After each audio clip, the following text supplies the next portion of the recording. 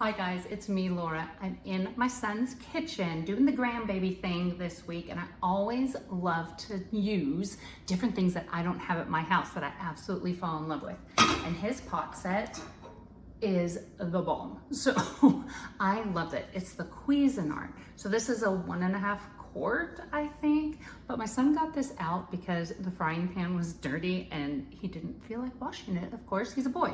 And so he got this out. He made his eggs in it this morning, scrambled eggs. Have I ever made scrambled eggs in a pot? I have not, but I also haven't used this pot, this brand, ever before. And I actually went and made my eggs into it because I wanted to see how amazing it was. I saw my son pour his scrambled eggs out of this pot, slipped right out, right onto his piece of toast. So we had to make it in this. It is fantastic. So it had the no stick, and I will tell you, the only part that stuck was right here next to the screw, the bolts that do in the handle, and it was fantastic. We just put it in there, literally cracked the egg, put nothing on the bottom, just whipped it up on the bottom and poured it out onto the toast.